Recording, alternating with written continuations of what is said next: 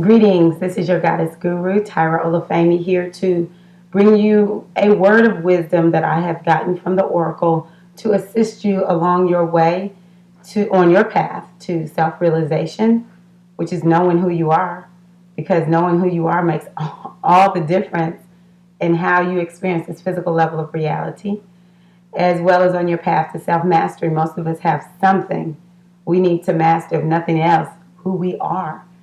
So this week, when I went to the oracle, the energies that spoke are Sebek and Aset. Another way of saying that is Eshu and Yemonya. We can also say Mercury is an energy that will largely be speaking to us this week, as well as the energy of the moon. Yes, tomorrow. This is May 2nd, 2011. May 3rd is the new moon. At the new moon, it is so important to make sure you set your new moon intentions. There's some things we want to achieve. And if we put ourselves on the cycle of the moon, we can allow the energy of each moon phase to help us move towards manifesting all that we desire at that full moon. And during the waning moon, it's good to let go of some stuff. Maybe some things that hold us back from achieving what we desire. And then, of course, at the new moon, we set our intention. And at the waxing moon, during the waxing phase, we are doing all that we can. We're keeping our mind focused on our vision, and we're doing all that we can to achieve whatever it is that we set out to achieve during the new moon cycle. So this is a great time for everybody to begin to think about, over the next 28 to 30 days, what is it that you desire? What do you want to manifest? And to set your intentions and see what happens. I once kept a moon or lunar journal, and it is amazing how accurate that journal is. Some intentions I set at one new moon phase I didn't see for several full moons, but I saw them. It works. Write it down, set the intention, write it down, and let's go for it. So the predominant energy this week is Sebek, because I pulled that card first. And one of the things I like to talk about when I talk about Eshu is the importance of cultivating our life force energy. When we talk about Eshu, out of the Ifa tradition, which is out of the Yoruba tradition in Nigeria, Eshu is the keeper of the Ashe, keeper of the life force energy. And we basically, Kafani, don't do that, please, right now. We basically, that's my son, are life force energy. We are life force energy in physical form. And everything that we create is created as a result of us putting our life force energy, focusing it directly on whatever it is our attention and our awareness are on, and we eventually bring it into manifestation.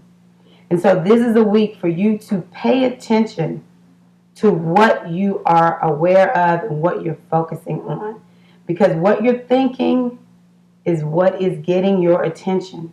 Your awareness is basically channeling itself to your thoughts, and you will manifest whatever it is you predominantly think about. So I ask you, what are you investing your life force energy in? I continue to think about how most of us would say, well, I'm not spending my money on this, or I'm not spending my money on that. But then we spend our attention and our focus on bull crap that doesn't even matter. Some of it doesn't have anything to do with us. I mean, I know we live in the quantum field where every thought affects the next. But honestly, really, some of the things that we think about, it's none of our business. Let's mind our own business, okay? Let's be about the business of self-realization and self-mastery. We all have something that we can improve upon. We all came here specifically to learn lessons and to master certain aspects of ourselves. What parts of you do you need to cultivate by paying attention to it, by using that part of yourself. Do you need to work on your communication area? Do you need to go on ahead and begin to write more? Do you need to exercise and take care of your health more?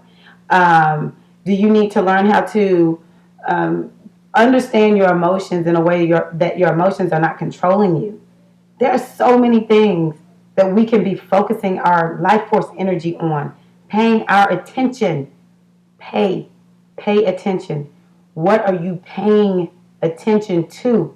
Because your life force energy is more precious than anything that you think is valuable in this physical realm, more valuable than all of that.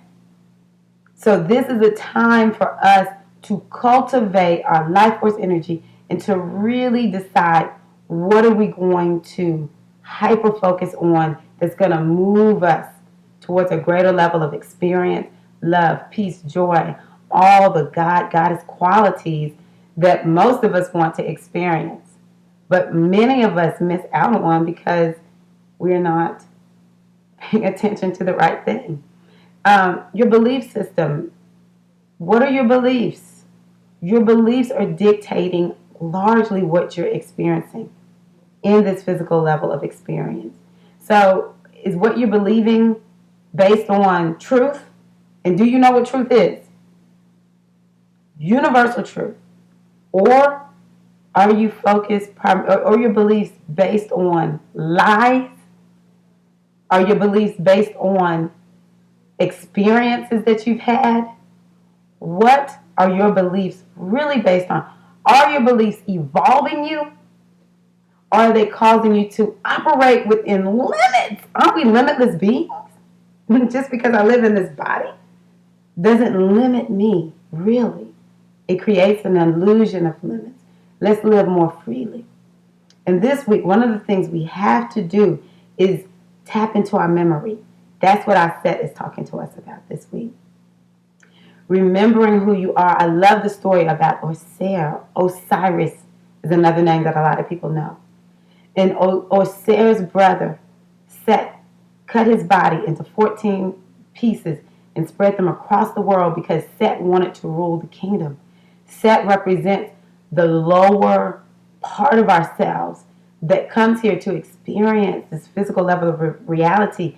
We need it as souls incarnate in a body so that we really want to be here and have a physical experience. There's certain parts of ourselves that anchor us here, but we can't let those parts be the ruling aspect of ourselves. We can't let them govern us. So that's what Set represents, and is our ego. So the ego wants to chop up our remembrance of who we are, which is a limitless spirit that is connected to source energy. There's no differentiation between me and source, you and source, you and God, goddess. No separation. It just seems that way. And the ego wants to fragment us, and that's how we walk around, fragmented.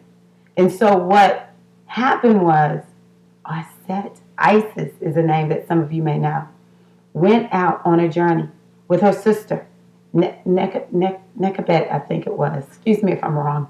But anyway, it was her sister, looking for these 14 different parts of Osiris. And with great devotion, see, how devoted are you to you? How devoted are you to making yourself better? How devoted are you to your spiritual growth and development, your evolution in your consciousness?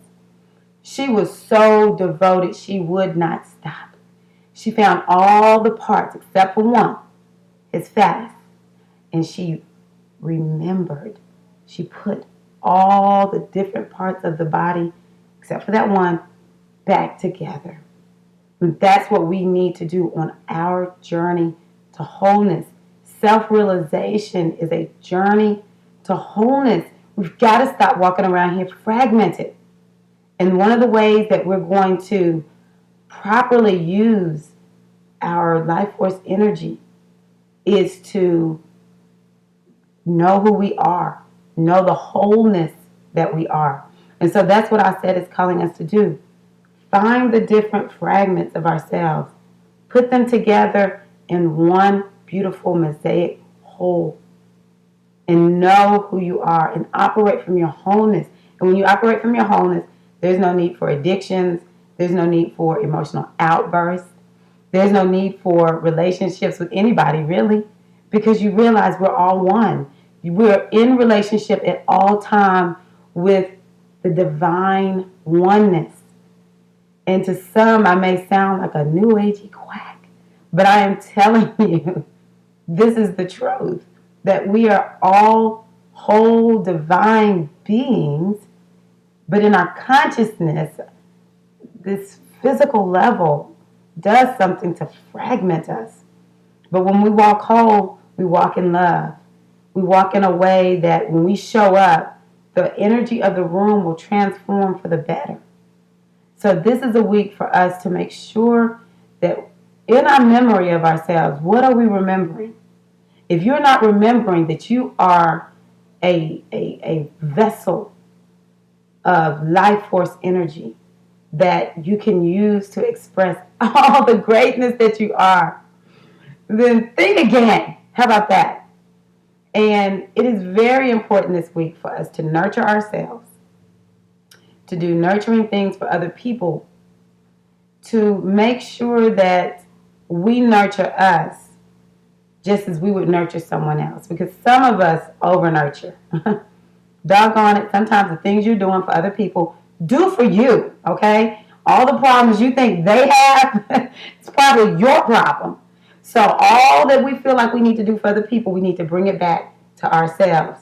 But one of the best things, if you're going to do for somebody, this week is a week for you to really do for a child. Loving and nurturing a child in an appropriate manner that causes that child's soul to open and evolve is one of the best ways to nurture you, because most of us have a little child inside of us that needs to be nurtured. Our inner child never leaves. It's part of the reason we believe in the magic. If you don't believe in the magic anymore, nurture your inner child. And so nurturing a child in turn helps us to connect with our inner child. And one last thing about Sebek that I just really want to mention. So many of us don't know anything. We just hear stuff and start talking about whatever wisdom or concept or philosophy that we've heard someone else talk about. How about this week we know some stuff for ourselves? It's good for us to do lots of reading and to have a nice information bank. But at some point, you need to know through direct experience. So let us continue to meditate. If you've not watched my meditation video, please do so. Meditation is truly key to success in all areas of life. You want your health and your wellness. You want success in business. You just want to be happy. Just something really basic, nothing major and big. Just be happy. Meditate. Okay? But this week, let's not just run our mouths, okay? Why don't we just be quiet, listen, take it in, allow our inner wisdom, our higher self, the divine spark within to teach us. Is what I'm thinking in alignment with truth? Is it not? Instead of just being people who are just talking but don't know anything. And I hate to sound fussy this morning, but we have to be careful of that, because I'm learning the more wisdom people have, at times, the less they talk. And the people that don't really know anything talk all the time. So if we're going to talk, at least let's talk truth. Let's not talk. Information is good, but too much information is not. So let's just be careful. Are we sharing information?